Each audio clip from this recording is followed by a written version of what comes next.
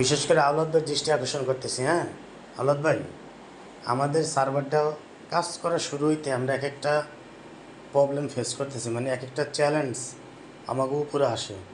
যখন total server up করছি, server room hit অনেক, হিটার মিটার লাগে, দেখলাম এসি লাগবো, নতুন এসি আনলাম। পরে দেখলাম ব্যাকআপ ফুল, ব্যাকআপ লোড নেয় না। তো মেশিন বানাইতে দিছি আর ব্যাটারি আনিয়ে রাখছি। ব্যাটারি কালকে আসছে, আজকে রাত্রে 3টার পরে ব্যাটারি লাগাইতাম আর বড় মেশিন লাগাইতাম, ঠিক আছে। বিষয়টা হইল 2 দিন নেট ঠিকই ছিল, নেটে কোনো ঝামেলা নেই। যে সার্ভারের যে সমস্যাটা ছিল ওগুলো তো আমরা নিজেরাই সমাধান করছি আল্লাহর রহমতে। কিন্তু বিশেষভাবে ঝামেলা হয়ে গেছে কালকে।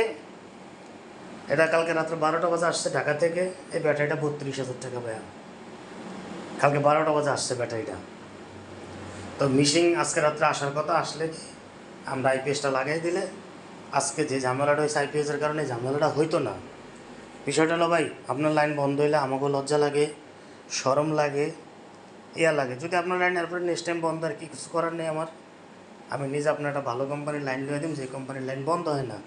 কিন্তু আপনি আমাদের সাথে আসছেন, আমাদের অনেক চ্যালেঞ্জ ফেস করতেছি, আমাদেরকে যদি একটু সময় দেন আমাদের জন্য ভালো হয় ভাই। কাস্টমার 10টা যাইব, 10টা আইনে দিন, অনেক হায়ার ফুল ভালো সার্ভিস দেওয়ার লাইন আইনে দিন ভাই কাস্টমার। এই 2 দিন যে লাইন চলছে কোনোরকম টের পাইছেন, কিন্তু 15 মিনিটে ধরেন আপনার মন থেকে আমরা উঠে গেছি, ঠিক আছে। একটু এগুলা দেখেন ভাই, একটু এগুলা সাপোর্ট যদি না দেন তাহলে তার ভাই বেড়াদার কী থাকলো। একটা জিনিস মনে রাখবেন, আপনার ক্ষতি আমরা কখনো করবো না।